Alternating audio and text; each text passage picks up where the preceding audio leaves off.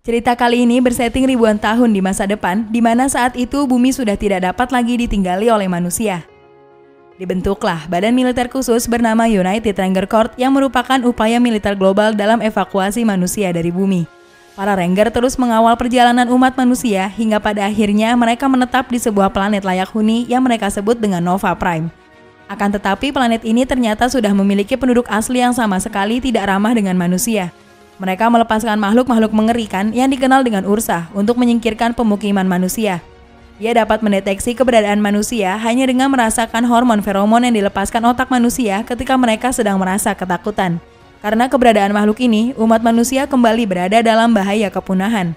Singkatnya, setelah 1000 tahun bertahan dalam teror ini, seorang Ranger bernama Cyper Wright akhirnya menemukan sebuah cara untuk mengalahkan para Ursa. Dia menciptakan sebuah teknik yang disebut ghosting, sebuah teknik bertarung yang membuat Ursa tidak dapat mendeteksi keberadaannya. Adegan berpindah memperlihatkan sekelompok remaja yang tengah dilatih untuk menjadi Rangers. Salah satunya adalah putra dari Komandan Cyper yang bernama Kitai. Pada hari evaluasi, sang komandan evaluator memberitahu Kitai bahwa nilai ujiannya cukup mengesankan, akan tetapi aktivitas lapangannya memiliki nilai rata-rata. Oleh karena itu, dalam evaluasi kali ini dia tidak terpilih menjadi Rangers. Adegan berpindah memperlihatkan Cyper Wright yang kini telah menjadi komandan utama United Ranger Corps. Ia yang baru kembali disambut oleh istrinya yang bernama Faya. Malamnya ketika mereka sedang makan malam, Cyper menanyakan hasil pelatihannya yang dijalani oleh Kitai. Di sini Kitai pun menjawab dengan nada kekecewaan bahwa ia belum terpilih. Mendengar ini, Cyper kemudian menenangkan Kitai. Ia memintanya untuk berusaha lebih keras lagi. Namun saat Cyper sedang memberi saran, Kitai bangkit dari meja dan berniat untuk pergi. Hal itu pun membuat sang ayah berteriak dan marah kepadanya.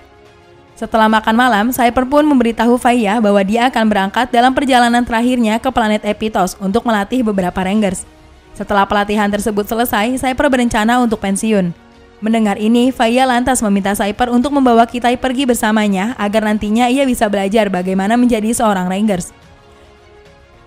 Keesokan harinya, Cyper dan Kitai bersiap untuk keberangkatan mereka. Di sini Cyper sempat didekati oleh seorang Rangers yang kehilangan salah satu kakinya dalam sebuah pertempuran. Ranger itu berterima kasih kepada Cyper karena telah menyelamatkan hidupnya.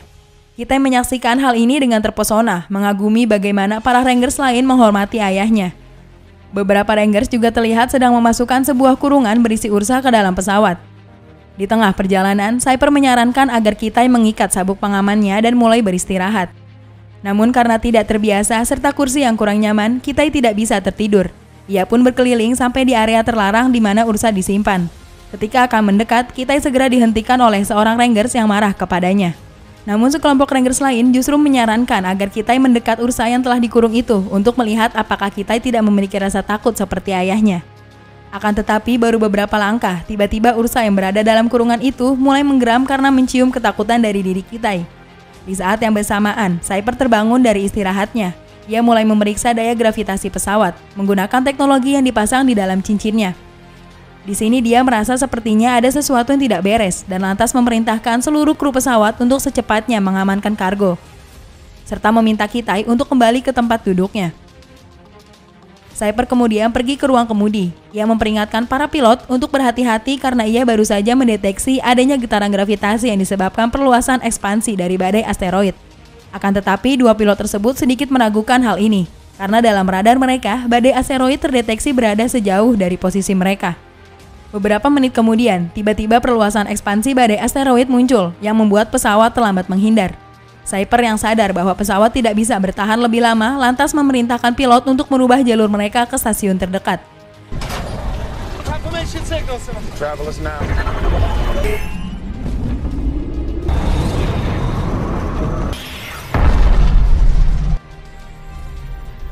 Tekanan udara terus menurun akibat kerusakan pesawat.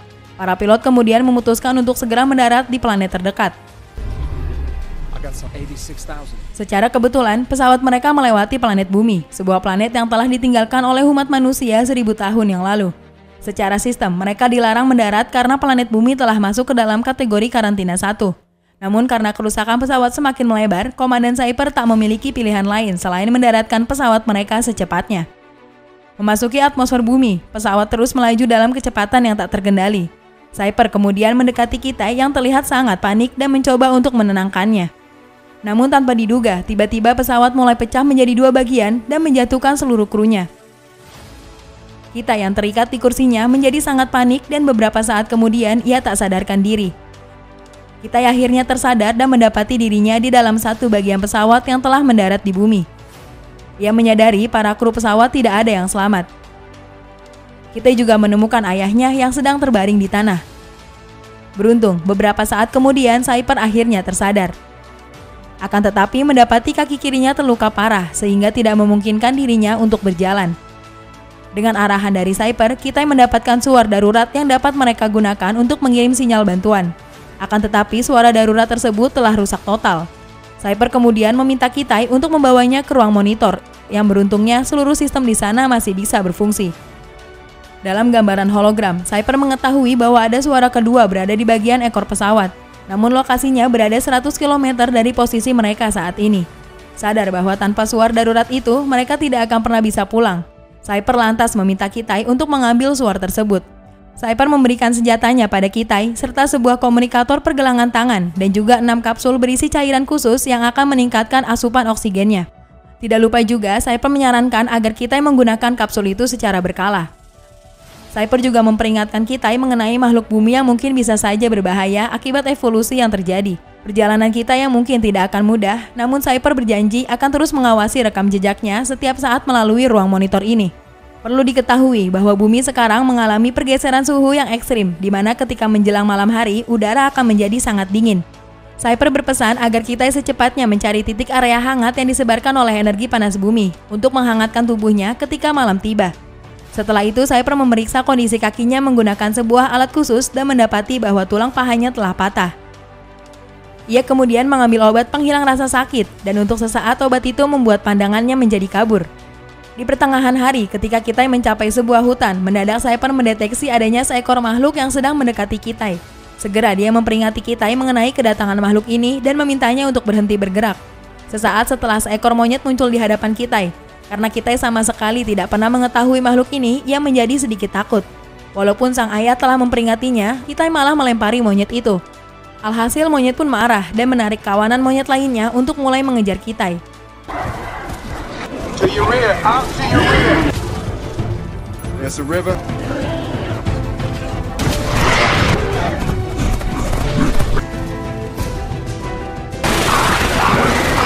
Dengan bantuan navigasi dari Cyper, Kitai berhasil meloloskan diri dari kawanan monyet tersebut.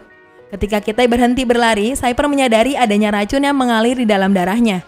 Ternyata hal ini disebabkan oleh sebuah parasit yang menempel di tangannya. Kitai segera menghilangkan parasit itu, akan tetapi makhluk tersebut telah terlebih dulu meninggalkan racun di tubuhnya. Secara perlahan, Kitai mulai kehilangan penglihatannya serta tubuhnya tiba-tiba sulit untuk bergerak. Cyper segera memerintahkannya untuk menggunakan anti racun yang ada di peralatan medisnya.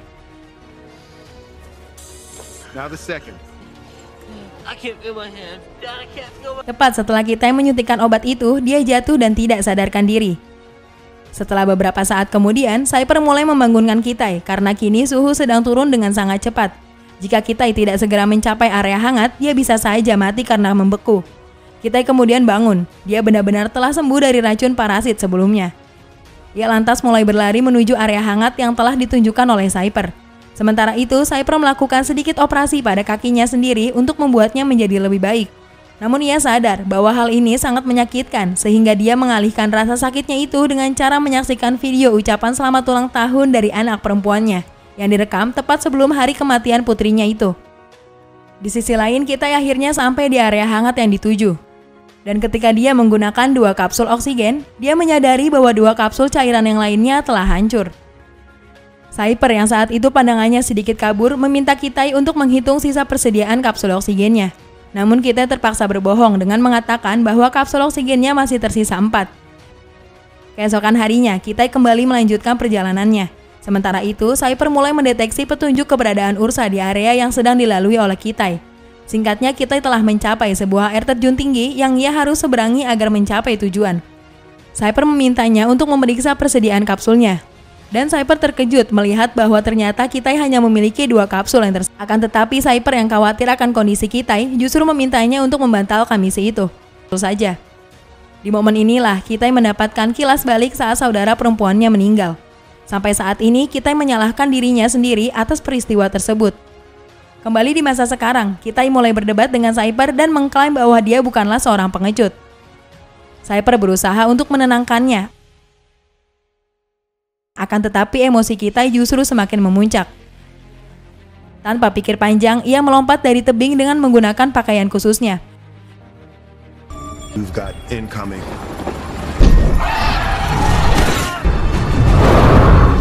Kitai berusaha mengatur jalur peluncurannya, dan tepat ketika ia yakin bisa sampai ke daratan, tiba-tiba seekor burung besar menyambarnya dan mengakibatkan kerusakan pada komunikatornya. Beberapa saat kemudian, Kitai terbangun dan mendapati dirinya berada di sarang burung dan dikelilingi oleh anak-anak burung. Namun tepat sebelum ia keluar, tiba-tiba sekelompok kawanan harimau mengepung sarang itu. Sementara induk burung sedang bertarung melawan harimau yang ada di atas. Kitai terpaksa bertarung dengan para harimau yang masuk.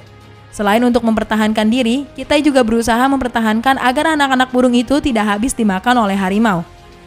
Singkatnya, Kitai bersama si induk burung berhasil memenangkan pertarungan. Akan tetapi, semua anak-anak burung itu ditemukan telah mati. Secara perlahan, Kitai turun dari pohon untuk melarikan diri dari si induk burung yang terlihat sangat marah. Sementara itu, Cyper mencoba mencari jejak Kitai melalui monitor. Akan tetapi, ia malah menemukan 2 Rangers yang sedang tertusuk di batang pohon. Tanpa mengetahui hal ini, Kitai beristirahat di sebuah gua untuk malam itu.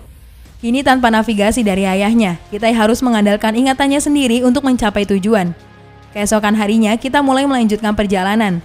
Akan tetapi, selama perjalanannya ini, ia harus diikuti oleh si induk burung dan hal ini membuat Kitai terus berwaspada. Hingga di pertengahan hari, dia mulai mengalami kesulitan bernafas sehingga dengan terpaksa dia mengambil kapsul oksigen terakhirnya. Untuk mencapai tujuan lebih cepat dan menghemat tenaga, Kitai membuat rakit dari kayu dan melanjutkan perjalanannya mengikuti arus sungai. Setelah beberapa waktu mendayung, Kitai pun tertidur. Tidak lama setelahnya, ia bermimpi dihampiri oleh saudara perempuannya yang memaksa Kitai untuk segera bangun. Hal ini lantas membuat Kitai terbangun tepat sebelum fluktuasi suhu dingin merambat ke tubuhnya. Kitai segera berlari masuk ke dalam hutan untuk mencari area hangat. Namun tanpa bantuan dari ayahnya, ia tidak dapat menemukan area tersebut. Suhu pun turun dengan sangat rendah, dan segala sesuatu di sekitarnya dengan cepat mulai membeku. Kitai yang tak dapat lagi menahan hawa dingin pada akhirnya jatuh tidak sadarkan diri. Tepat saat dia pingsan, terlihatlah ada sesuatu yang menyeretnya ke tempat aman dan cukup hangat. Keesokan harinya, Kitai terbangun dan segera terkejut setelah mendapati bahwa si induk burung yang sebelumnya ternyata telah menyelamatkan hidupnya. Induk burung itu menutupi Kitai dengan dedaunan dan ranting, serta menghangatkan Kitai dengan mengorbankan tubuhnya. Kitai pun berterima kasih kepada burung itu, akan tetapi dia menyadari bahwa burung tersebut ternyata telah mati. Tanpa membuang waktu, Kitai segera melanjutkan perjalanan, hingga tepat ketika nafasnya mulai terganggu, ia akhirnya sampai ke bagian ekor pesawat. Di sana ia juga menemukan beberapa kapsul oksigen dan segera menggunakannya. Setelah nafasnya kembali normal, Kitai mulai melakukan pemeriksaan dan mendapati bahwa Ursa yang dibawa oleh mereka kini telah menghilang dari kurungannya. Setelah mendapatkan suar darurat yang diminta, Kitai segera menghubungi Cyper menggunakan panel komunikator. Cyper yang sedikit sadar begitu senang ketika menyadari bahwa putranya masih hidup. Akan tetapi Kitai tidak dapat mendengar suara ayahnya, karena saat ini Kitai sudah berada di zona hitam di mana sinyal komunikasi dari Cyper tidak mungkin bisa diterima olehnya. Merasa tidak mendapatkan jawaban dari ayahnya, Kitai kemudian mencoba menggunakan suar darurat tersebut. Akan tetapi hal ini tidak berhasil dilakukan karena adanya gangguan atmosfer. Melihat ini, Cyper pun meminta Kitai untuk mencobanya di puncak gunung tak jauh dari tempatnya. Namun karena Kitai tidak dapat mendengarnya, Cyper menjadi semakin frustasi. Beruntungnya, Kitai yang sedang kebingungan tiba-tiba berpikiran sama seperti Cyper ketika ia menatap ke arah utara di mana terdapat gunung berapi di sana. Pada akhirnya, Kitai pun memutuskan untuk mencoba menggunakan suar darurat itu dari atas puncak gunung tersebut. Namun masalah segera menyusul ketika dalam perjalanannya Kitai mendapati tubuh beberapa Ranger tertancap batang pohon. Hal ini membuat Kitai yang mulai merasa ketakutan. Secara tidak langsung, hormon feromon dari Kitai mulai tercium oleh Ursa yang sebelumnya menghilang. Pergerakan Ursa ini segera terdeteksi oleh monitor Cyper, akan tetapi dia tidak bisa melakukan apa-apa. Meski begitu, pada akhirnya Kitai menyadari bahwa seekor Ursa sedang mengikutinya. Ia mulai berlari secepat mungkin hingga sampai di sebuah gua. Ursa tersebut berhasil menyudutkan Kitai yang mulai menyerangnya.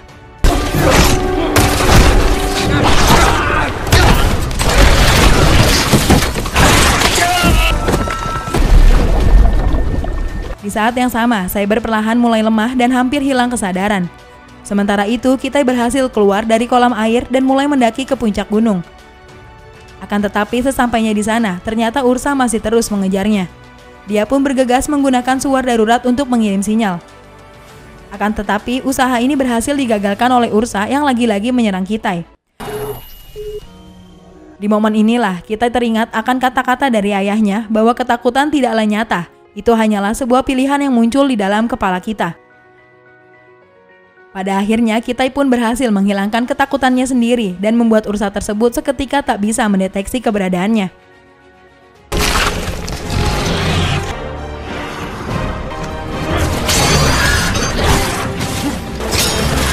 Menggunakan keberanian barunya ini, Kitai pada akhirnya berhasil membunuh makhluk itu, dan kejadian ini juga sempat dilihat oleh Cyber dalam setengah kesadaran.